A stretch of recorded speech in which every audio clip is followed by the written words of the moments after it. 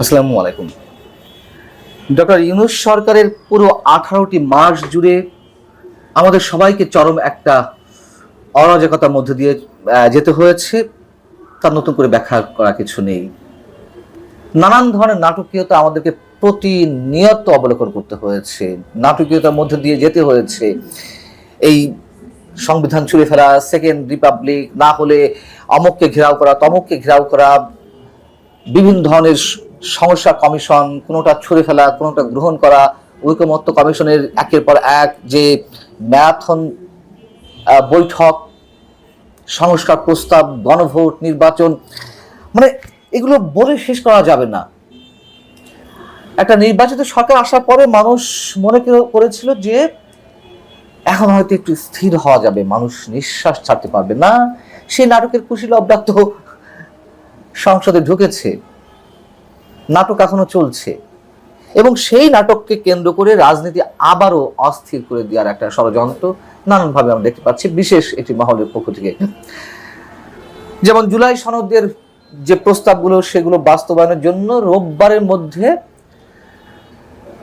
সংবিধান সংস্কার পরিষদের অধিবেশন ডাকার আহ্বান জানিয়েছিল জামায়াতে ইসলামী এবং এনসিপি। যদি রোববারের মধ্যে এই অধিবেশন ডাকা না হয় তাহলে তারা দুর্বার আন্দোলন গড়ে তুলবে, হুঁশিয়ারি উচ্চারণ করেছিল। সংবিধান সংস্কার পরিষদ কি একটু আপনারা জানেন যে গণভোটে যেহেতু হ্যাঁ জয়যুক্ত করা হয়েছে, কিভাবে জয়যুক্ত করা হয়েছে তাও আমরা জানি।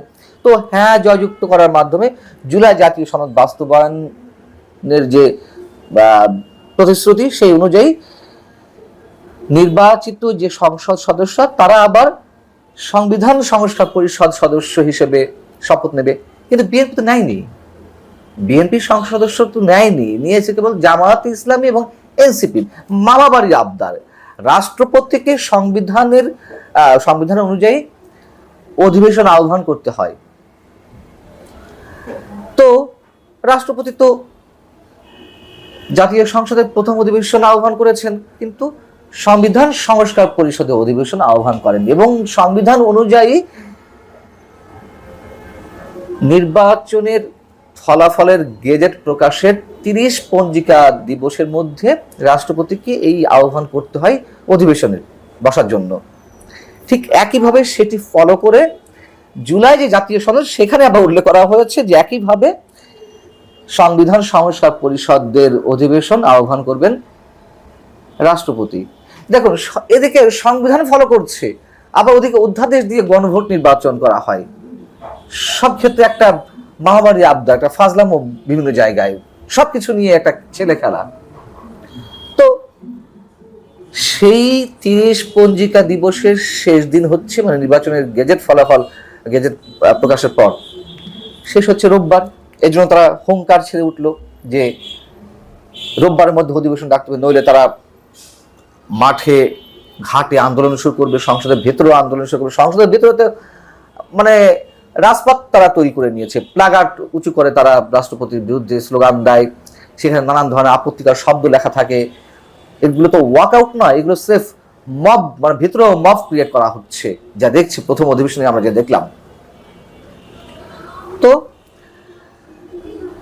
জামায়াতের অন্যতম শীর্ষ নেতা হামিদুর রহমান আজাদ, তিনি গণমাধ্যমকে বলেছেন যে জুলাই সনদ বাস্তবায়নের জন্য দ্রুত ব্যবস্থা নেওয়া না হলে জনগণকে সঙ্গে নিয়ে রাজপথের আন্দোলনে যেতে বাধ্য হবে 11 দলীয় নির্বাচনী ঐক্য জোট, এনসিপি সহ। কিন্তু যতই হুঙ্কার দেওয়া হোক, বিএনপি সেটি করবে? তারা সংবিধান সংস্কার পরিষদের সদস্য হিসেবে শপথ নেবে, সংবিধান সংস্কার পরিষদের অধিবেশন ডাকবে না। এরা বাধ্য করতে চায়, বাধ্য করতে চাইলেই সবকিছু বাধ্য করা যায়। বিএনপি যেখানে 2/3 আসন, এখন নিরঙ্কুশ সংখ্যাগরিষ্ঠ 2/3 আসন, সেখানে বিএনপি কেন এইসব জুলাই সনদ নিয়ে তারা মাথা ঘামাবে? এবং সনদের সবকিছু যে খারাপ তা নয়, জুলাই প্রস্তাবের সবকিছু খারাপ নিশ্চয়ই, সে কথা কখনো বলিনি। অবশ্যই অনেক কিছু সাধারণ মানুষের কাছে গ্রহণযোগ্যতা পেয়েছে, মানুষের মনের কিছু কথা সেখানে চলে এসেছে। যেমন প্রধানমন্ত্রীর যে একচ্ছত্র ক্ষমতা, সেগুলো কমাতে হবে। কিছু ক্ষেত্রে রাষ্ট্রপতির ক্ষমতা বাড়ানো, নিম্নকক্ষের ভোটের অনুপাতে উচ্চকক্ষ গঠন, সংবিধান সংশোধনে উচ্চকক্ষের অনুমোদনের বাধ্যবাধকতা ইত্যাদি ইত্যাদি। কিন্তু বিএনপি তো এগুলোর সাথে ঐকমত্য পোষণ করেছে, কিন্তু তারা তো কোথাও কোথাও নোট অফ ডিসেন্ট দিয়ে রেখেছে, আবার কোথাও কোথাও তারা মানে না সে কথাও বলে রেখেছে। যেমন সরকারি কর্ম কমিশন, পিএসসি কিংবা দুর্নীতি দমন কমিশনের মতন, বা মহা হিসাব নিরীক্ষক থেকে শুরু করে এরকম কিছু কমিশনের প্রধানদের, চেয়ারম্যানদের নিয়োগের বিষয়ে যে রাষ্ট্রপতির কথা বলা হয়েছে, সেখানে তারা কিছু কিছু ক্ষেত্রে একমত হয়েছে, আবার কিছু কিছু ক্ষেত্রে ভিন্নতা আছে। এরকম আরো বেশ কিছু বিষয়। তারপরে উচ্চ কক্ষের সদস্যদের নির্বাচিত হবে কোন প্রক্রিয়ায়, সংখ্যানুপাতিক আসনের ভিত্তিতে নাকি প্রাপ্ত ভোটের ভিত্তিতে, সেটি একটি বিষয়। অতএব বিএনপি সংস্কার করবে এটি জানা কথা। কিছু কিছু ক্ষেত্রে তাদের 31 দফার মধ্যেও কিছু কিছু আছে, কিন্তু এখন রাষ্ট্রপতিকে তো অপসারণ করতে পারলো না, সেকেন্ড রিপাবলিক ঘোষণা করতে পারলো না এই যে এনসিপি জামাত, সংবিধান ছুঁড়ে ফেলা, সংবিধানে কবর রচনা করতে পারলো না। এখন তারা আছে জুলাই সনদ নিয়ে। বারবার প্রথম থেকে বলে আসছি, তারা যদি একটা সংস্কার চাইতো ধরে নিতাম, আমরা বোঝার চেষ্টা করতাম তারা আসলে আন্তরিকতার সঙ্গে সংস্কার চায়। তারা তো চায় না, এগুলো নিয়ে স্রেফ রাজনীতি করছে, ঘোলা জলে মাছ শিকারের চেষ্টা করছে, কিচ্ছু করতে চায় না তারা। সেই জায়গা থেকে তারা বিএনপিকে চাপে রাখছে। বিএনপি যথেষ্ট সহনশীলতার পরিচয় দিচ্ছে।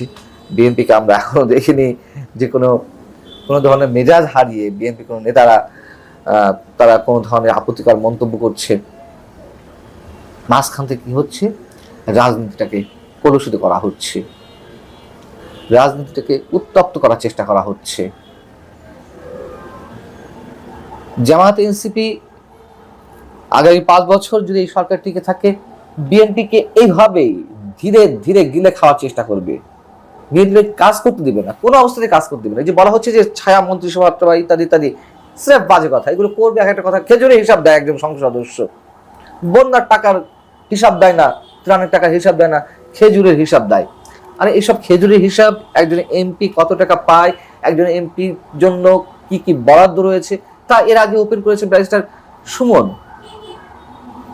অতএব এই হাসান আব্দুল্লাহকে নিয়ে আবার আমরা দেখছি যে অনেকে মাতামাতি করছেন।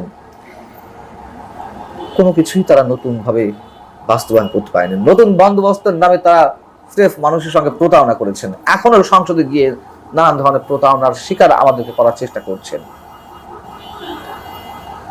তবে বিএনপি তাদের এই খেলাগুলোকে কতটা ঠান্ডা মাথায় মোকাবেলা করবে বা করতে পারবে কতক্ষণ আমরা জানি না। তবে যেই বিষয়টি ঘটে গেল প্রথম অধিবেশনের প্রথম দিনে, যুদ্ধাপরাধীদের জন্য শোক প্রস্তাব গ্রহণ করা, তাদেরকে একটু ঠান্ডা রাখার জন্য অনেকে বলছেন, এরকম ঠান্ডা করার বিষয় আমরা দেখতে চাই না, অবশ্যই চাই না। বিএনপিকে সেই বিষয়টিও মাথায় রাখতে হবে। তাদেরকে